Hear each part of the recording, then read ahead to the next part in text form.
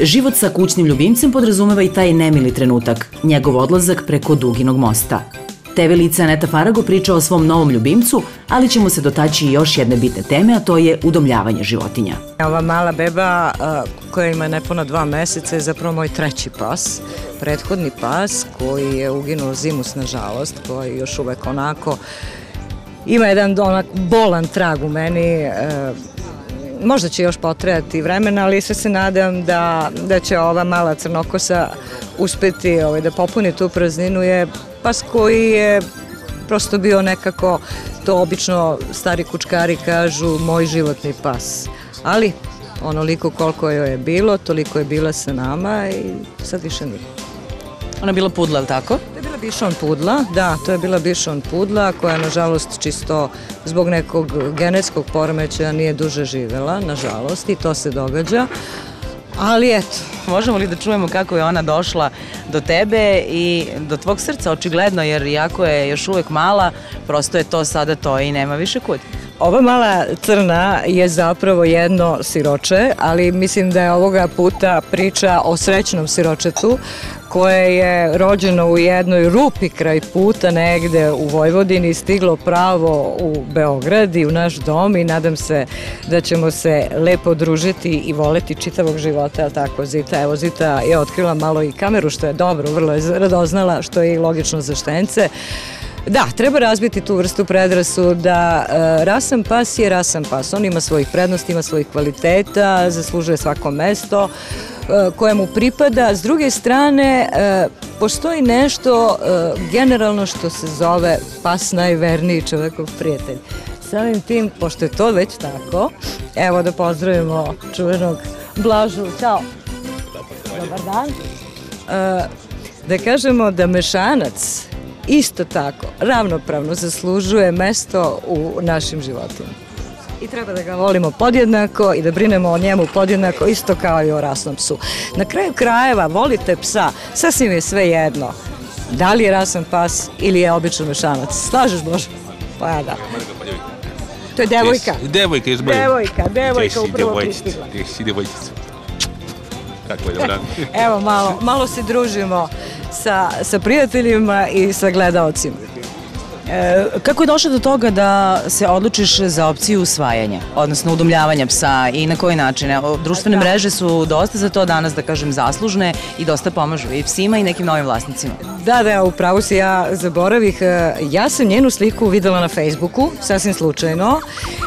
Ona i njenih 5 braće bili su prosto raspoloživi da nađu neko srce i neki topao dom koji će da ih čuva i da ih voli i da ih neguje i ne znam, dopala mi se na prvi pogled.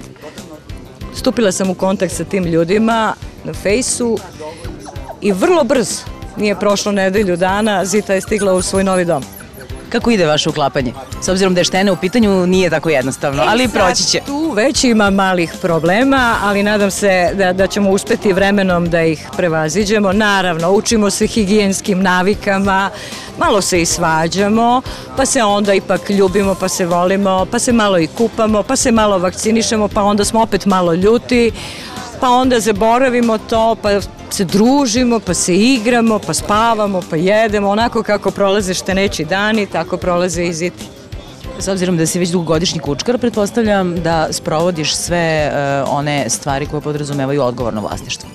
Prvo tako, evo, čim smo sačekali Zitu da dođe pre 2 nedelje u Beograd, odmah je očišćena od parazita, a eto, silom prilike danas smo po prvi put izašli, ali nemamo kontakt sa drugim psima jer smo već koliko juče bili vakcinisani. Pa moramo da sačekamo jedno mesec dana, da dobijemo revakcinu i onda ćemo moći da idemo slobodno u park i da se družimo sa ostalim kucama. Beba ko beba. Sve zahteva od preventive, nege, pranja, hranjenja, čišćenja, higijene, do ljubavi svakako i nas. Ti si prestekla posle koliko vremena da nabaviš novo štene? Neki kažu da to treba uraditi već pred kraj života tog nekog prethodnog psa, neki kažu da nikada nije dovoljno rano, neki nisu spremni ni posle nekog dužeg vremenskog perioda. Kako je taj proces išao kod tebe? Kod mene je vrlo spontano. Ja nikad nisam unapred razmišljala da će pas uginuti kroz izvestan broj godina. To se događalo kada je bilo vreme za to. Onda mi je trebao jedan period, ipak, što kažu, zdrav period tuge, jer nešto morate, odnosno nekog morate da prebolite. Potom ta vrsta praznine, ukoliko ste od one vrste ljudi koji uvek imaju životinju, dođe prosto trenutak da ste spremni za novog psa. Iskustvo, dugogodišnje iskustvo me naučilo da postoje dve vrste ljudi. Oni koji imaju samo jednog psa i kada taj pas ugine jednog dana, nikada se više ponovo ne odlučuju da uzmu narednog ljubimca. I ona druga vrsta kojoj pripadam ja, koja posle izvesnog vremena preboli i bude spreman da ponovo pokloni ljubav jednom novom članu svog domaćinstva.